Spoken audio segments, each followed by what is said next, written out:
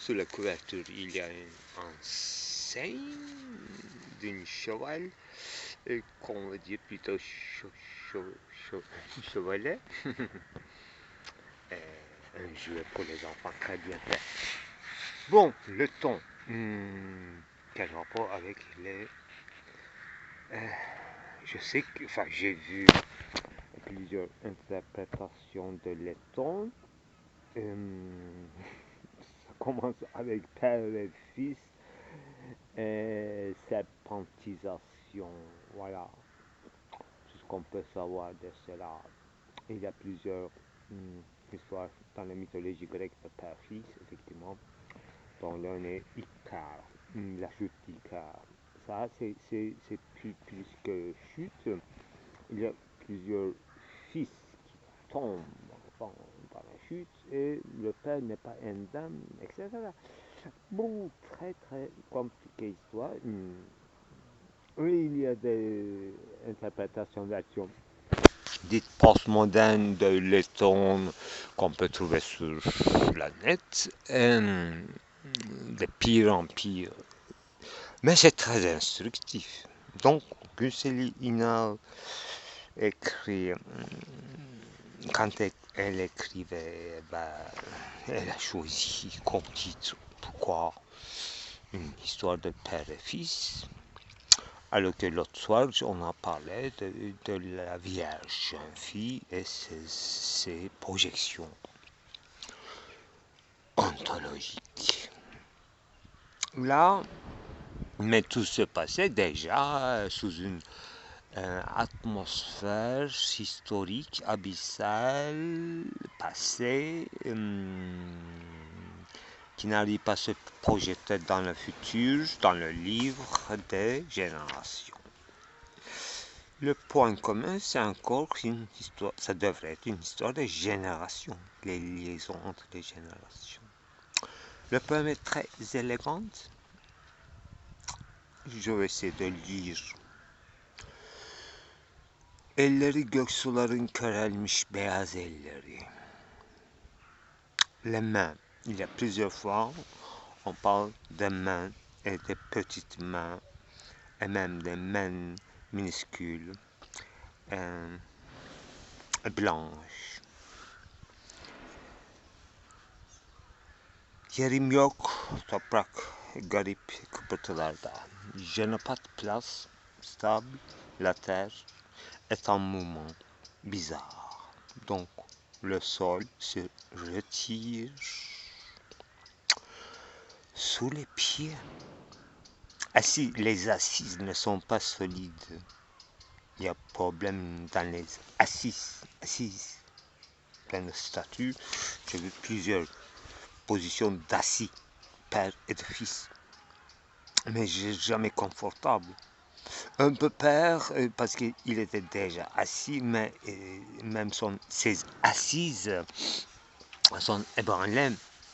Il y a un moment. Ve birleştirmek için gözyaşlarını yağmurla koşardım. Tu courais, et moi je courais pour faire réunir nos larmes avec les pluies. Pourquoi avec les pluies? Avec un élément naturel, quelque chose d'affectif entre toi et moi. Tous ensemble, on pleure. Et on ne cache pas, mais on court que la pluie, l'élément liquide thalassique, unissent au moins, nous unissent au moins dans nos larmes, qui ne se font plus remarquer parce qu'il pleut. Işıktan kaçardı saçlarının rüzgardan. Tes cheveux dans le vent se fuyaient de lumière. Donc les cheveux sont en liberté en courant, mais pas en plein jour, sous la pluie. Et il y a un jeu de cache-cache. Bien que les cheveux sont très naturels, ondulés, frissés, longs, courts, en liberté, laisse en liberté. Yakılmış çelenkler. Il y a un verre, yakılmış çelenkler. Les chelenks, c'est difficile, c'est courant, mais les fleurs sont brûlés. C'est pas une cérémonie indienne de brûler les fleurs, mais c'est exactement la même chose. Normalement, quand il y a un décès, on envoie des fleurs roses. Voilà, et on les brûle. C'est plutôt chez les Indiens. Donc, c'est une sorte de cérémonie non pas inhumation, mais de brûle-tout avec les fleurs. Acı bir nehirde puslu güneşler uğruna. Et il y a une rivière comme chez les Indiens. Ces floraisons funéraires se font brûler dans une rivière âpre. Au nom du soleil, poussiéreux, pas très de clarté parce qu'il y a de fumée, mais on envoie tous ces fumées au soleil. Alors qu'on n'est plus en pleine clarté, on se cache dans une cache-cache. On brûle. La terre est en mouvement. Voilà. İnsan kıyamet, insan son. L'homme, apocalypse. L'homme, la fin. Quelqu'un crie, je suppose. C'est la fin de l'homme. C'est la fin de l'humanité. Ensuite, birbirleri için hazırlandılar. Kıyısında yatarken Löton'un. L'un à l'autre, ils se sont préparés en se couchant aux côtés de Leuton. Qui sont-ils? Dans l'histoire anecdotique, il n'y a que des pères et des fils, je suppose. Donc, cette pluralité, ce sont des fils. Ils se préparent l'un pour l'autre en se couchant auprès, à ses côtés de Leuton. L'autre page, le point continue. Başka bir yerde oysa ırmak okşayarak akıyor. Alors que dans un autre endroit, la rivière coule en tâtonnant, en caressant. La rivière coule dans un autre endroit. Dans un autre endroit, la rivière coule en tâtonnant, en caressant. Rivière caresse son débit, son lit, comme on dit, forcément. Ne sarsıntı, ne duman, ne de yitik güllerden bahçe.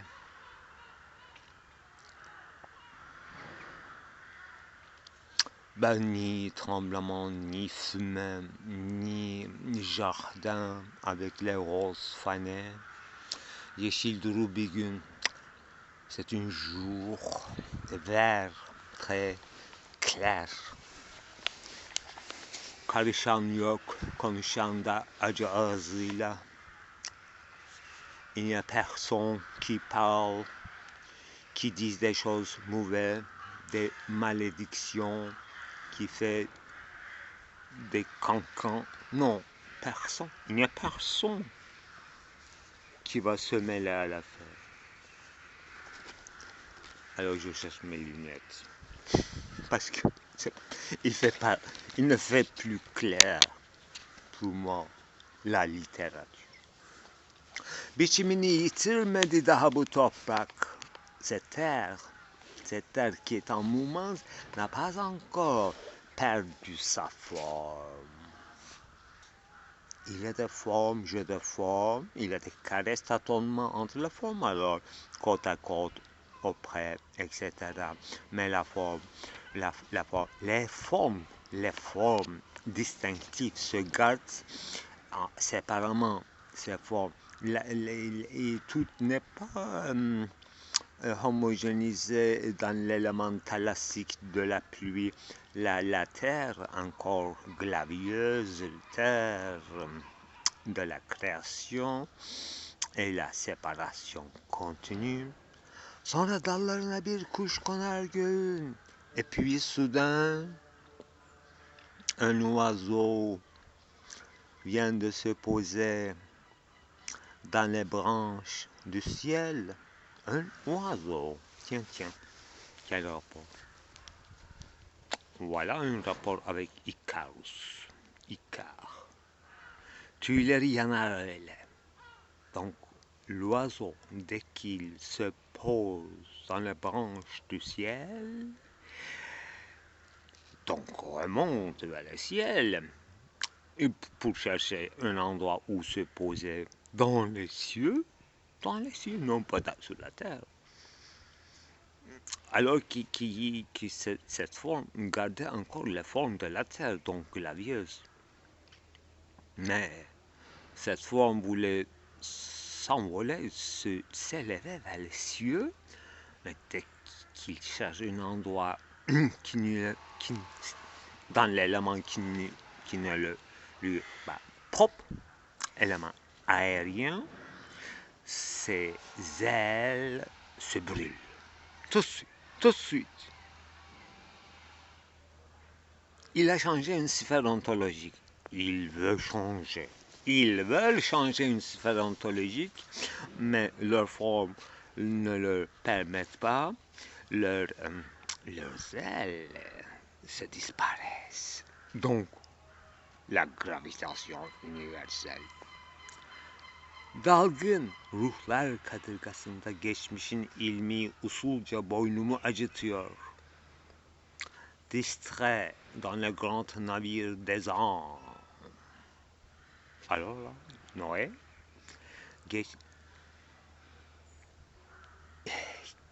me fait mal au cou, discrètement. Le nœud du passé. Tiens. Le nœud du passé, comme dans une scène d'exécution pendaison, une sorte d'autofade. Quelqu'un dit que j'ai mal au cou, et c'est comme une scène de pendaison, mais dont le nœud est fait de passé. Et c'est tout ça, c'est discrètement. Et une douleur discrète dans le cou. Bon.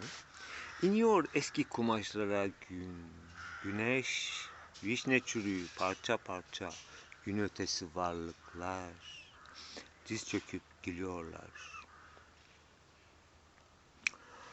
Donc le soleil change un peu de nature et il devient fragmentaire, comme une odeur de putréfaction d'un fruit trop mûr. Donc le soleil a cette propriété de mûrir le fruit, mais la fin de ce mûrissement, c'est la putréfaction. Et ces êtres, ils sont aux genoux et ils rient à cette scène. Voilà, changement un peu de mise en texte. Bir ses okuyor eski ahidi mermer düzlükte.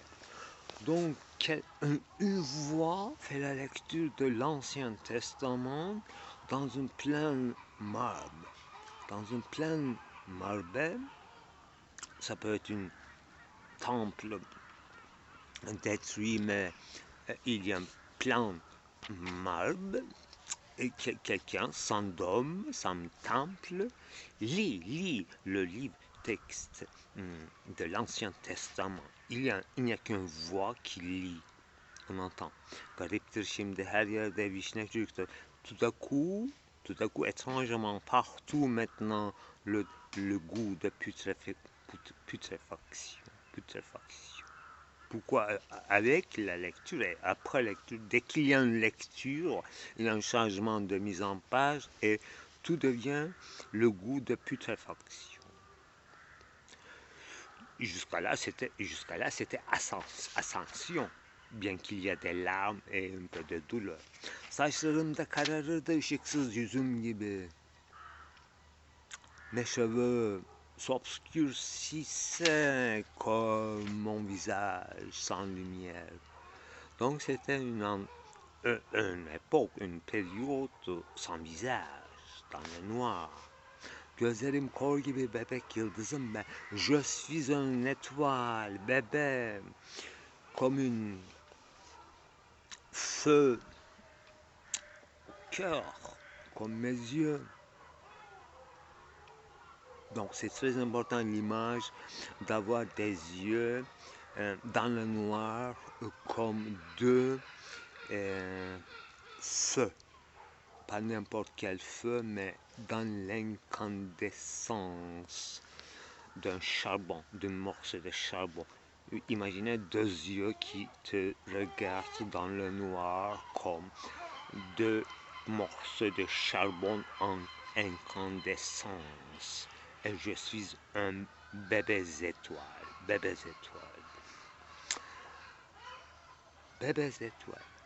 Suların gecesine düşerken yüzüm, mon visage tombant dans les eaux de la nuit. Yeni doğmuş bir yıldız teni alev tadı.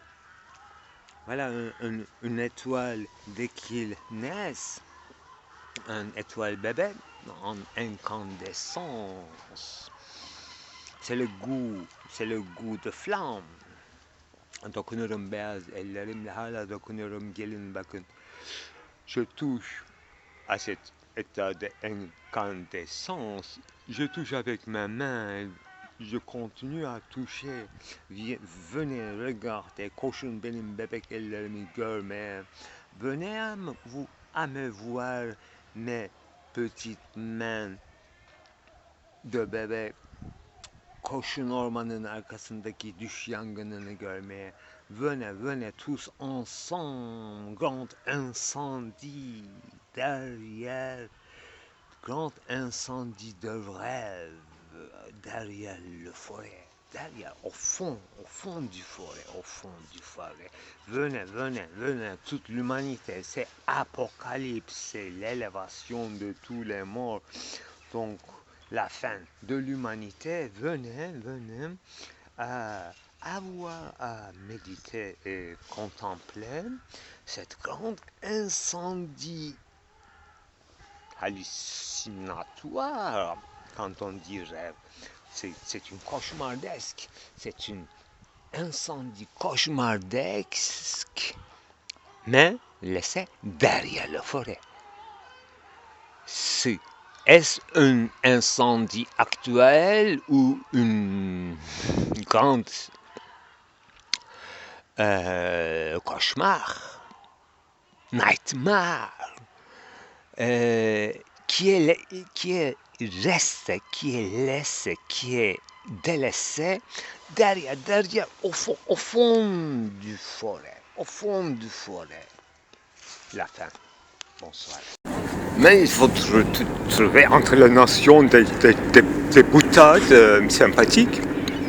Il faut que je trouve absolument les Iraniens et les Turcs sont plus que mixtes en fait. En Iran, il y a une forte population turcomane et les Iraniens en fait, historiquement apparemment très attachés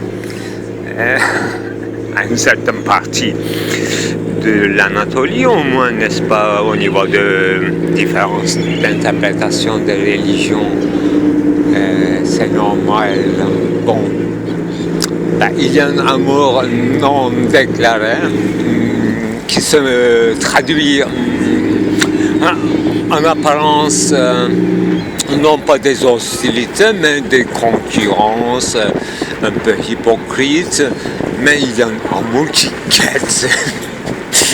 Ben, bizarrement, mais jamais l'un des partis n'avouerait jamais son amour, ni les Turcs pour l'Iran, ni les Iraniens pour la Turquie en tant que tel, mais dans ce flou érotique, poétique, très chargé, il faut faire une havre de paix, voilà. Le mot magique d'ailleurs, enfin, les Allemands aussi. En tout cas, qu'est-ce que ça veut dire les retraités en fait? Population inactive qui ne sont pas obligés de travailler, donc complètement neutres et supposons qu'elles sont esthètes, les familles allemandes, elles choisissent les meilleurs endroits climatiquement. Voilà, c'est une havre de paix avec leur, probablement, j'en sais rien, avec leur petite église de Saint-Nicolas autour de Demre. Ça fait fantasmer parce que ça ressource dans cette région de légende de Saint-Nicolas qui est très sympathique. Donc, il y a de quoi faire son cocoon. Ça m'a fait languir. Mais le problème, je n'ai pas une correspondance. C'est quelque chose qui serait adéquat dans une région d'Allemagne, sauf dans la littérature, sauf dans les rêves. En fait, Allemagne en tant que telle, pour moi, inhabitable, mais on peut habiter partout. Mais pourquoi pas, en fait, il faut que je me trompe. Et même en France, qui est devenu complètement républicain, etc., il y a, par exemple à Châteauroux, j'étais resté dans un hôtel, comment on peut dire, enfin, architecturalement, ça ressemble très au centre de l'Anatolie, voilà, les poutres en bois, et certains ciments de terre très haut plafond, etc. C'est Moyen Âge, il y en a beaucoup, il devrait y avoir beaucoup en Allemagne aussi. Sauf que quand ils sont restaurés, ça devient trop allemand. Il faut, je ne sais pas, ça devrait changer avec les régions. J'étais jamais en Bavière, mais j'étais en Autriche, oui, Autriche, Salzbourg. Donc, ça devrait ressembler probablement. Mais Italie, bon, c'est une autre amour, mais ça peut être universel, je ne sais pas. Venise, voilà, mon amour qui est un peu,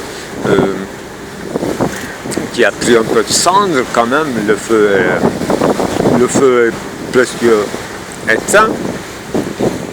Tant mieux pour les Vénusiens, pardon. Tant mieux pour eux, mais quand même, c'était comme un premier amour, enfin, le premier amour qu'on ne consomme jamais et qu'on est prêt à se consacrer à sa vie, mais on se dit plus tard.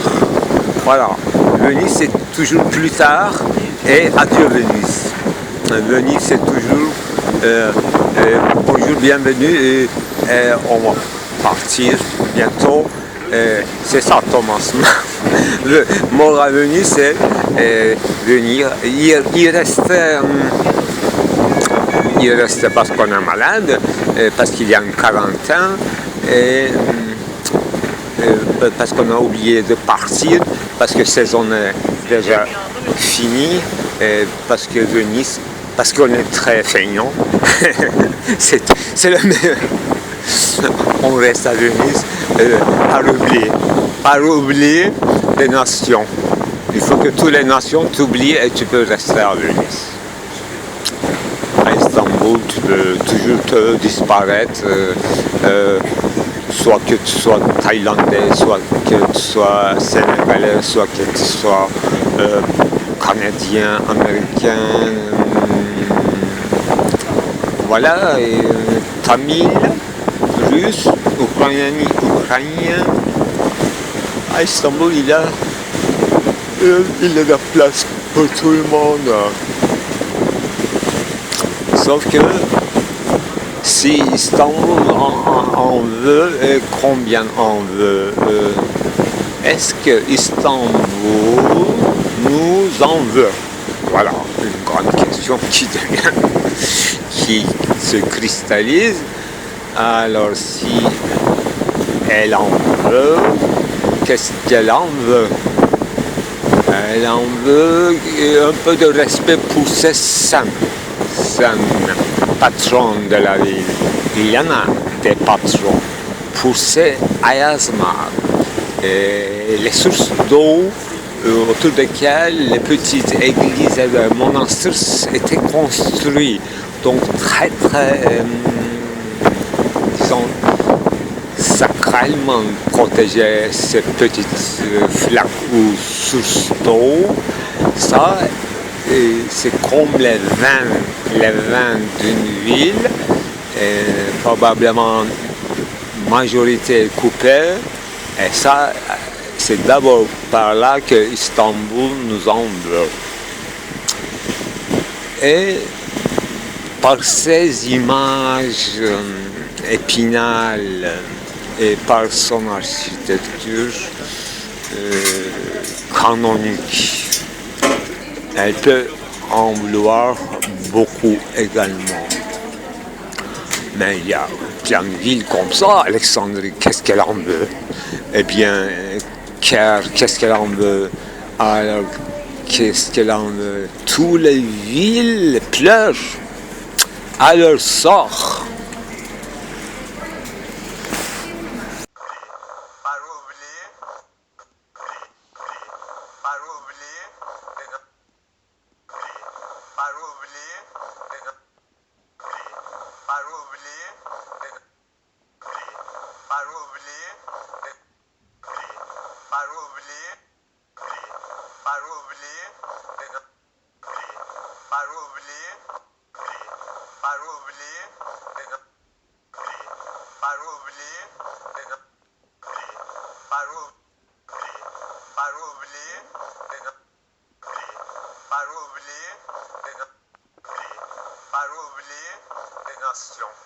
Il faut que toutes les nations t'oublient et tu peux rester à Venise.